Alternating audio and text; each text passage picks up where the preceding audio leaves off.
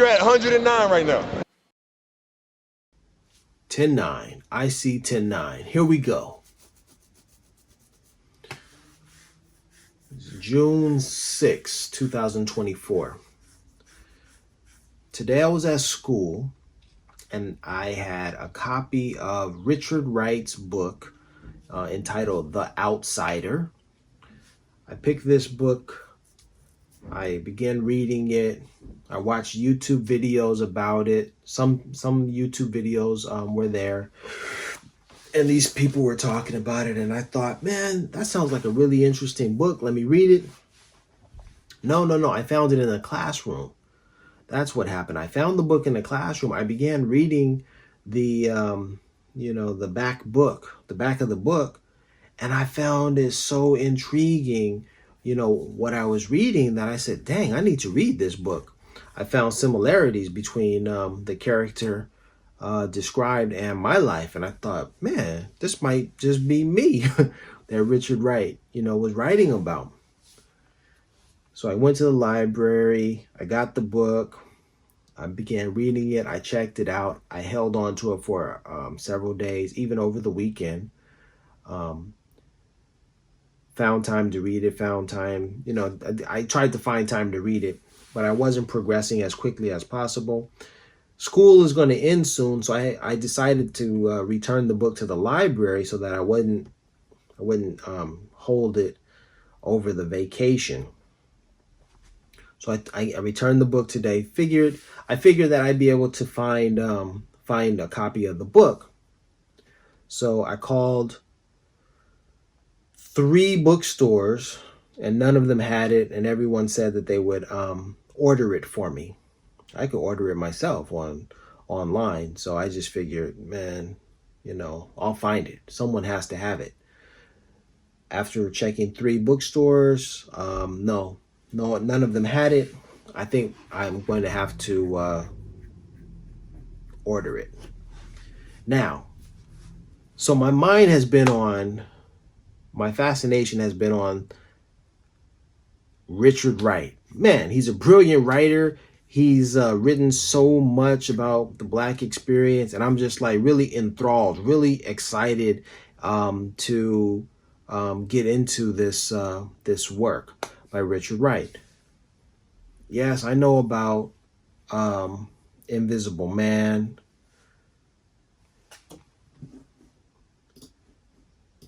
Right? Ralph Ellison wrote, what did he write?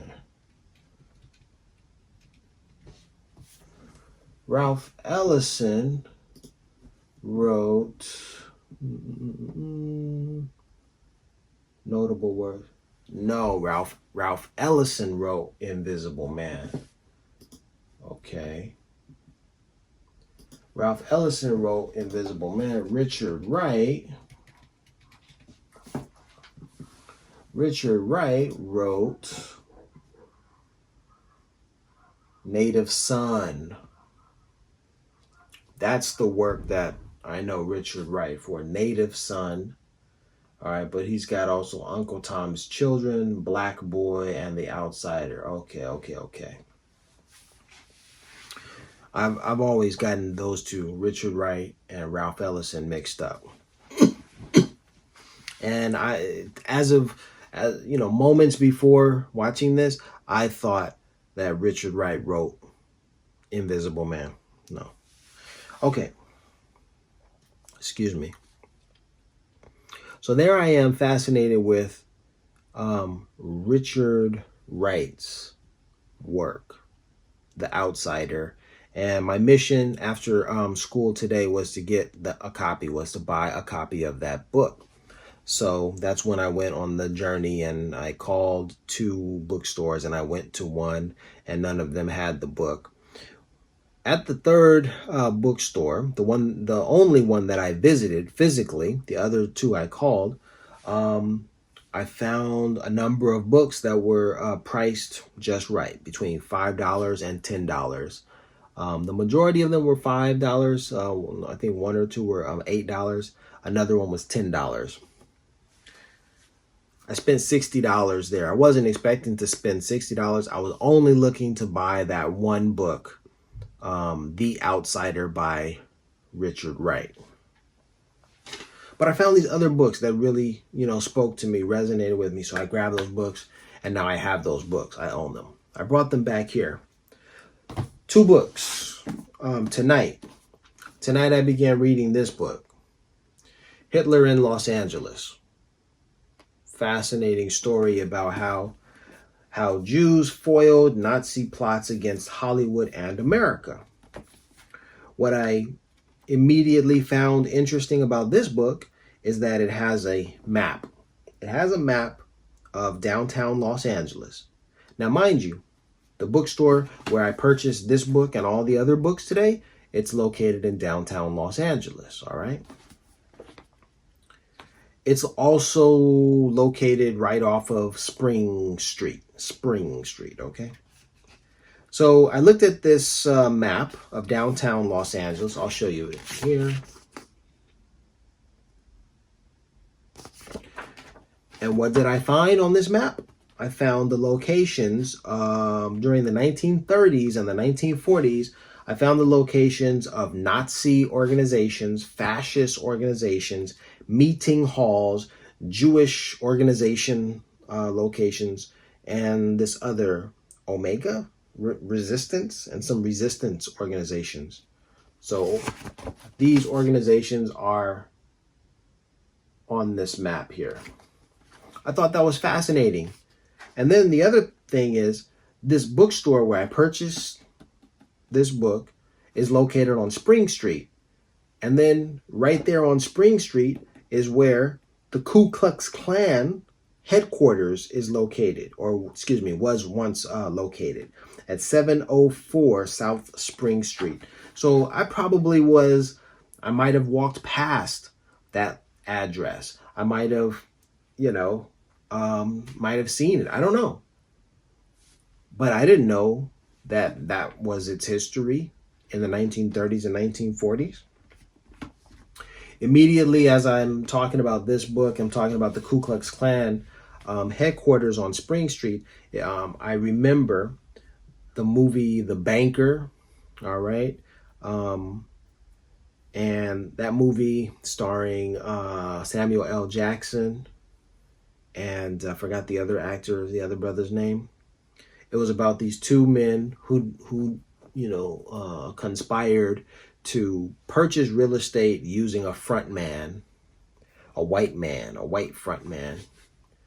And anyhow, the reason why I'm thinking of The Banker is because right there in downtown Los Angeles, there was a major bank that was predominantly white, or just white, for white people, that those gentlemen had to go into to convince them to give them a loan right there. So all of this history that I'm learning about as of late happened in Los Angeles right there on these streets that I'm walking today, and I have no idea what's really going on. I'm learning though. All right. So that's one of the books that I was reading tonight, and I thought, hey, that's interesting. I got through a couple of chapters. Yeah, I guess I'm on the 3rd chapter. I read the prologue, 3rd chapter, or 3rd part of the 1st chapter. All right, anyhow, I'll continue reading this one until I'm finished with that. I shifted gears and I grabbed another book. All right, I grabbed this one here. Conversation with Eldridge Cleaver, author of Soul on Ice. Conversation with Eldridge Cleaver. All right, when he was in Algiers, I suppose, okay? It says Algiers. So as I'm reading this, they're talking about 1967, 1968, 69, 70, okay? And when they discuss Cuba, because Eldridge Cleaver exiles to Cuba, I expect to hear about Che Guevara, right? So I found Che Guevara is mentioned here because it was 1967 when they're talking about the events of 67. And let's see, October of 67 is the month and the year that the Black Panther Party was established, as well as Che Guevara is killed. 10/9, right? Che Guevara is killed on 10/9, 1967. Now, the thing about it is this, how it relates to this book.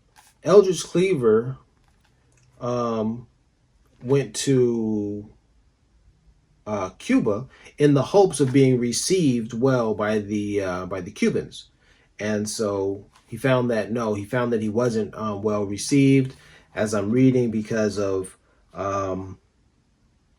well, the Cubans were basically like, look, man, if you come to Cuba, we'll welcome you. We support revolutionaries, but you got to keep a low profile. And Eldridge Cleaver wasn't about keeping a low profile. He wanted to create a new branch of the Black Panther Party. He found that Cuba's public persona was different from the reality in the country. For example, Fidel Castro had welcomed Stokely Carmichael, also, or Kwame Ture, and there was a huge, public speech and rally that basically said, "Hey, we're done with discrimination of blacks, or discrimination against blacks in Cuba. Cuba is a race-free country." But then when Eldridge shows up and he looks at the country and he speaks with the Negro Cubanos, he discovers, well, it's not like that at all. And white Cubans harbor, negative attitudes of the black Cubans. So that's uncool right there, right? But so anyway, Eldridge Cleaver has his experiences in Cuba, and when I heard that, as they're telling the story and they're mentioning that Eldridge Cleaver was in Cuba, I'm like, okay, talk to me about Che Guevara, because I know the connection with Che Guevara, right? 10/9. So I'm reading this. Now remember, the reason why I have these books in my hand is because I was looking for that book by Richard Wright, The Outsider. Solely why I was reading the book. All right. What I'm doing here is connecting dots, right? I'm looking at how everything is connected, man. So here's what happens, right? The reason I picked up Eldridge Cleaver's book is because I worked alongside Eldridge Cleaver's son. All right, he was my colleague, he was my friend, okay? And I was like, yo, let me pick this up. This was my man's father. He was a Black Panther leader. Yo, let me get that. Let me read more about them, about their lives, right? And basically, they're talking. This was just before my colleague, just before he was born.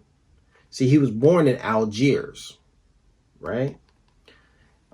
This book talks about before Algiers, when Eldridge was in Cuba, but the conversation is going to take place in Algiers, okay? So that's where Eldridge Cleaver's son was born. My colleague, right? My colleague passed away in 2018. Eldridge Cleaver's son passed away in 2018. So we lost our dear brother at that time.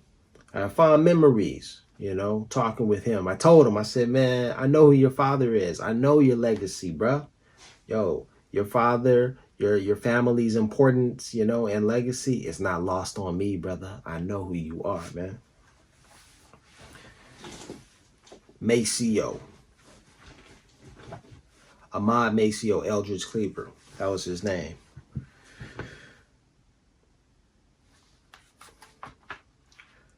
So I started reading. Of course, they mentioned Kathleen Cleaver, Eldridge Cleaver's wife, Maceo's mother. So I'm reading about Kathleen Cleaver, and I'm like, okay, the whole picture's coming together. What I did not know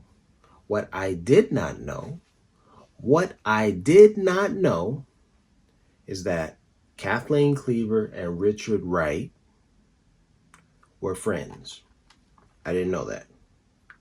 So I'm like getting this whole connection. I'm getting this whole narrative. I'm getting the whole narrative. I'm getting the whole ideology. You know, it's all coming together. Or at least I'm seeing all of these connections. Because here's what really got me excited and made me and motivated me to make the video that you're watching right now. I read this. It says, talking about, okay, so Eldridge Cleaver was in Cuba, but he had to leave Cuba to go to Algiers. Kathleen Cleaver was in San Francisco, but she had to make her way to Cuba. The guy who wrote this book, who was interviewing Eldridge Cleaver, he was leaving Cuba because he had talked with Eldridge, and he knew that Eldridge was going to Algiers. Kathleen Cleaver did not know that Eldridge was going to Algiers. But this man, this interviewer, knew, and Eldridge told him, hey man, I need you to somehow contact my wife and reroute her, you know, not to Cuba, reroute her to Algiers. That's where I'll be. That's where we need to meet up. So this interviewer, this journalist had that responsibility of communicating with Kathleen Cleaver about Eldridge Cleaver's whereabouts. And they didn't have the internet. There were no cell phones, and any communications over the telephone would have been tapped by the government. So it's a miracle that any of this stuff, you know, took place. But the brother, the guy, the writer, was able to meet Kathleen and talk with her and let her know, hey, Eldridge is in Algiers. He's not in Cuba anymore. In fact, the reason why he wasn't in Cuba was because the Cubans were like, bro, you doing too much here, all right? The media, people know that you're here, and now you're drawing too much attention to Cuba. You've got to go. Here's a one-way ticket to Algiers. Please leave. You know? So I read it. It says, it took me half a day to get to Paris. This is the author. This is the journalist talking about his travels. It took me half a day to get to Paris and another 24 hours to locate Kathleen. My phone calls followed her trail from San Francisco to New York to, of all places, Paris. After considerable effort, I found out the name of her hotel and arrived there in person only an hour before she was to leave for Orly Airport, Orly, O-R-L-Y, Orly Airport, to take a plane for Algiers en route to Cuba. She came in very late, breathless, tall and beautifully pregnant with Maceo, my colleague, all right, pregnant, accompanied by Richard Wright's daughter, Julia, and Emory Douglas, an amiable Panther who was traveling with her as a bodyguard. Yo, man, everybody. Yo, all of my heroes, man. I'm reading about my heroes. They were all together. This was a tight-knit community in some ways. People saw each other eye to eye. Their experience was mirrored by the others. No one was experiencing the 60s in a vacuum. They were experiencing all of this together. And then even before the 60s, what you had like Lorraine Hansberry, and you had Zora Neale Hurston, you had Langston Hughes, you know, all of us, and then at different times, of course, but it was our lives were imbued. We radiated, you know, the same spirit through time. Circumstances and things may change, but, you know, our ideology, our hope, determination, it persists across time. Beautiful, beautiful stuff. I didn't know the connection between Richard Wright and Kathleen Cleaver until I read that book. How did I find that connection? I was looking for a book by Richard Wright. It led me to a bookstore. I picked up all these other books. I start reading the book, and there, boom, leads me right back to the source that I was searching for. And it draws a connection to the people that I am, whose lives I'm familiar with.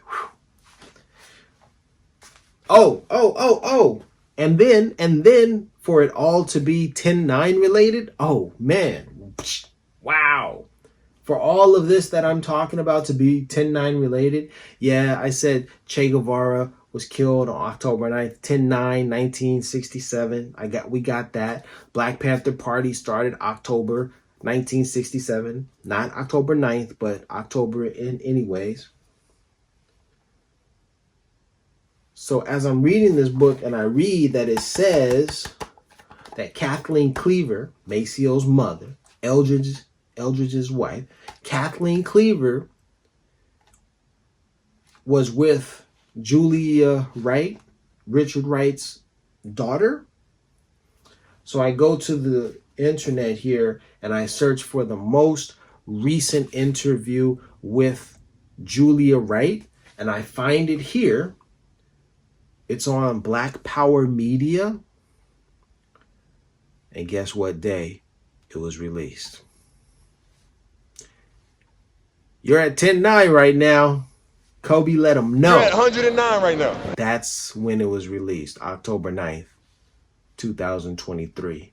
It's an interview with Julia Wright, the daughter of Richard Wright, and Kalonji Changa. October 9th, y'all. 10-9. 10-9, y'all. You're at 109 right now.